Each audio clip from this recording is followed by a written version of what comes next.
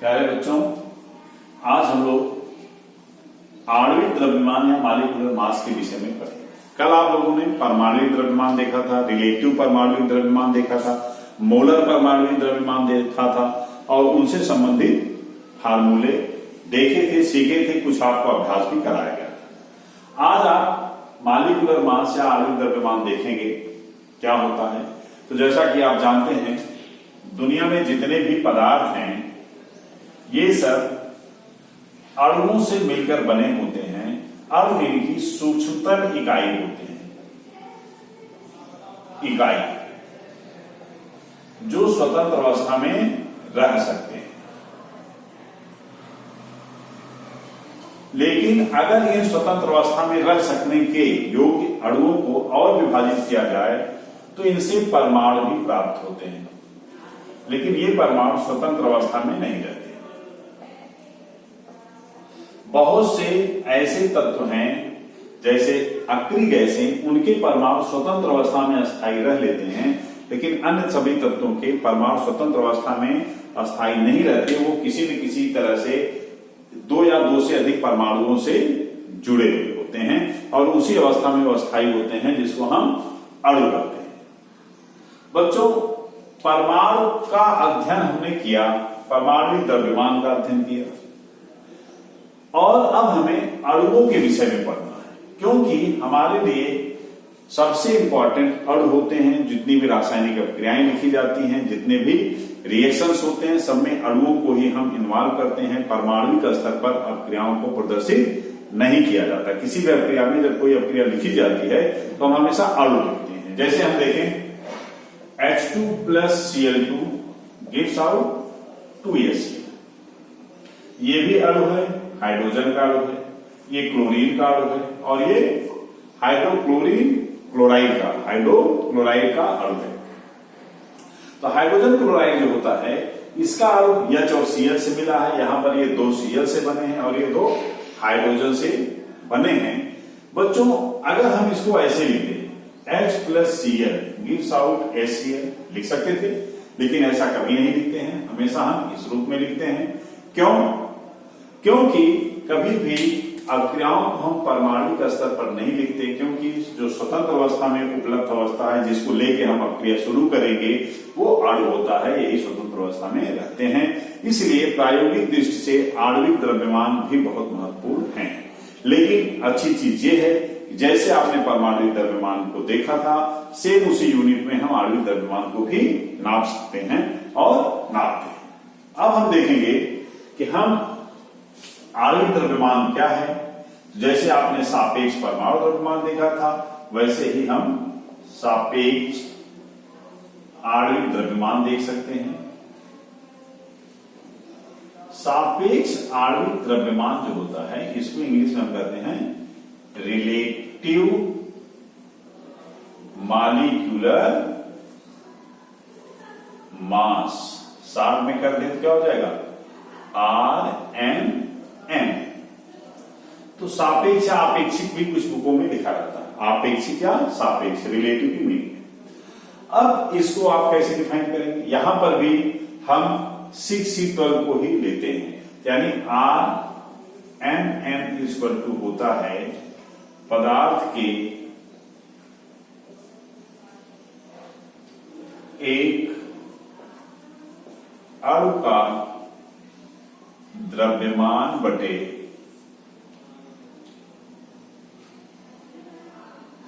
6C12 के एक परमाणु के द्रव्यमान का 1/12वां भाग। एक एमयू से हम देखते हैं, यानी कितनी बार एक एमयू या 6/12 का एक परमाणु का 12वां भाग इसमें कितनी बार इसके एक अणु के द्रव्यमान में सम्मिलित है। यह तो परिभाषा हो गई, लेकिन सामान्यतः अगर हमें परमाणुओं के द्रव्यमान मालूम है तो अणुओं के द्रव्यमान हम बड़े आसानी से निकाल सकते हैं। जैसे देखिए, हाइड्रोजन का एक परमाणु कितना, इसका एमयू में द्रव्यमान है 1.008। तो H2 का कितना हो जाएगा? 2H है, तो हो जाएगा 2 × 1.008 यानी 2.016। इसी तरह से ऑक्सीजन का होता है 16 AMU। ये AMU यूनिट में है, ये आपको ध्यान में रखना है, यहां भी हमने जो देखा है। तो यहां पर 16 AMU है, H2O2 कितना हो जाएगा बेटा?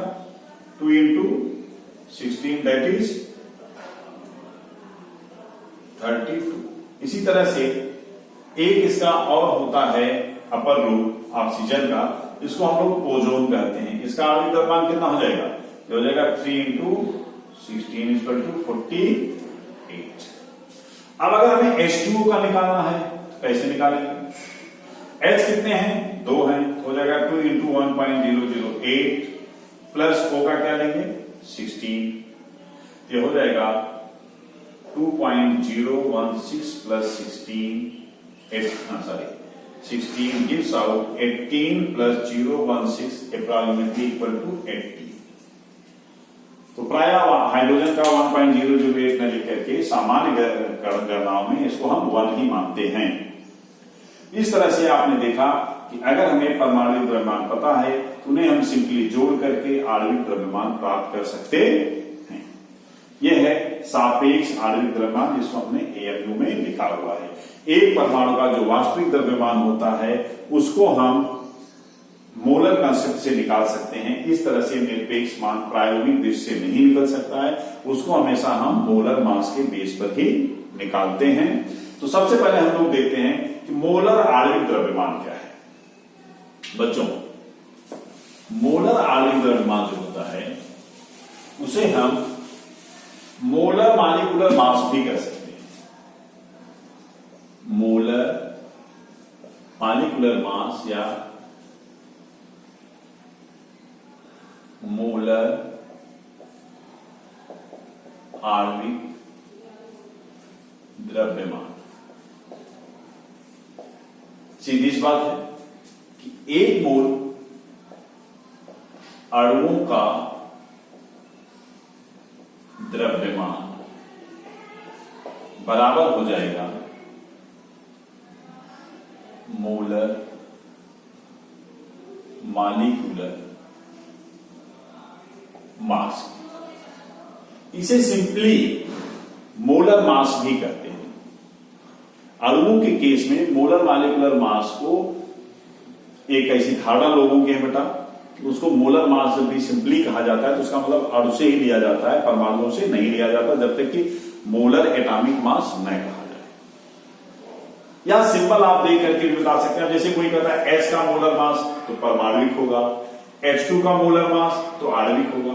सिंपल से भी आप गेस कर सकते हो कि हम मोलर मास का क्या मतलब होता है, चाहे वो परमाणु के लिए यूज हो चाहे अणु के लिए यूज हो, हमेशा 1 मोल अणुओं या 1 मोल परमाणुओं का भाग होता है। यहाँ पर चूंकि आणविक लिखा हुआ है इसलिए 1 मोल अणुओं का द्रव्यमान मोलर मॉलिक्यूलर मास होता है। अब एक चीज हम देखें, 1 मोल इक्वल टू क्या है? आप जानते हैं, कल आपने देखा था, ये Na एवोगाड्रो नंबर के बराबर होता है, जिसका मान होता है 0.622 into 10⁻23। अब बच्चों, अगर एक हम ले लें एग्जांपल H2 का, H2 का रिलेटिव एटॉमिक मास क्या है? R। M इसका क्या है? 2.016 AMU। इसका मोलर मास क्या हो जाएगा? मोलर मास यानी मोलर द्रव्यमान इसका हो जाएगा 2.016 ग्राम। बच्चों देखो, ये अपने आप ही ग्राम में कन्वर्ट हो जाता है जैसे एटॉमिक मास में था। इसी तरह से अगर हम O2 ले लेते हैं, O2 के लिए RMM 32 AMU है, इसका मोलर मॉलिक्यूलर मास हो जाएगा 32 ग्राम।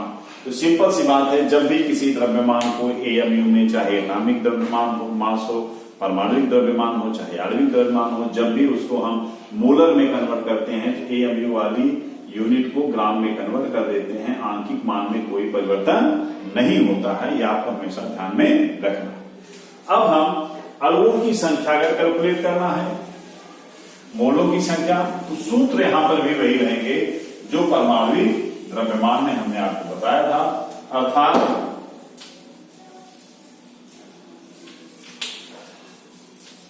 मोलों की संख्या, नंबर ऑफ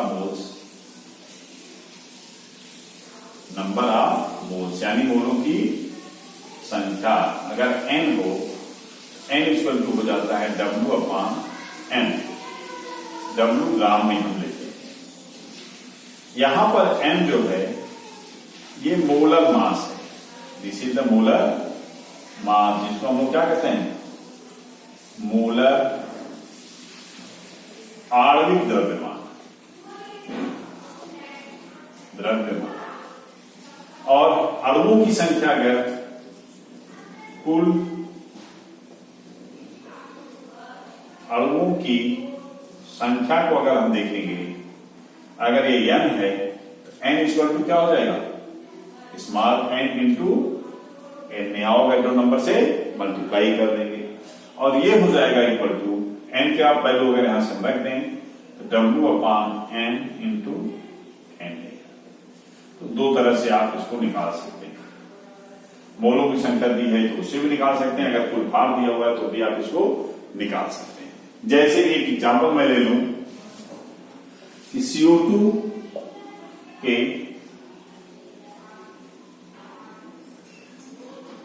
8.8 ग्राम लिए गए हैं, इसमें मोलों की संख्या क्या होगी, संख्या बताइए आप, और कुल अणुओं की संख्या बताइए, कुल अणुओं की संख्या आपको बताना है। और एक चीज आपको बताना है कि C के परमाणु व O के परमाणु की संख्या, इसमें इतने क्वेश्चन बन सकते हैं, आपसे पूछा जा सकता है। तो बच्चों देखो, सबसे पहले हम देखेंगे इसमें दिया क्या है, अगर इसका सलूशन देखेंगे इसमें दिया क्या गया है, दिया गया है CO2 का भार W बराबर कितना है, 8.8 ग्राम। CO2 का मोलर मास, मोलर द्रव्यमान कितना हो जाएगा, अब C का होता है 12 प्लस 2 गुणे 16 होता है O का, ये कितना हो गया 12 प्लस 32 44 ग्राम। तो CO2 का मोलर मास N बराबर कितना है 44 ग्राम। तो मोलों की संख्या अगर हम निकालेंगे, यहां देख लेते हैं, मोलों की संख्या कितनी हो जाएगी, W/m, W ग्राम में लेना है, W कितना है 8.8, M कितना है 44। अब इसको आप सॉल्व कर दीजिए तो वैल्यू आ जाएगी 0.2 मोल। बच्चों हमने देखा कि यहां पर हमें मोलों की संख्या 0.2 प्राप्त हो गई। अब CO2 के अणुओं की संख्या क्या होगी, संख्या ये हो जाएगी N into Na means 2 into N की वैल्यू क्या है 0.2 इंटू Na की वैल्यू है 6.024 इंटू 10⁻²⁰। ये हो गया CO2 के अणुओं की संख्या। अब CO2 के एक अणु में C 1 है और O के परमाणु कितने हैं 2 हैं। CO2 के कुल अणु अगर हमें पता है, कुल अणुओं की संख्या हमें पता है, ये कितना है, कुल अणुओं की संख्या है, इसको मल्टीप्लाई करके आप निकालेंगे, साल की बातों करना है। अब C के परमाणु कितने हो जाएंगे, C के परमाणु एग्जैक्टली सेम होंगे, N और इसकी वैल्यू आप पुट कर देंगे। ओ के परमाणु कितने होंगे? ओ के परमाणु अगर हम देखें, एक अणु में 2 परमाणु होता है ओ का, तो CO2 के n परमाणुओं में कितने हो जाएंगे? ये हो जाएंगे 2 इंटू n। तो आप 2 इंटू n।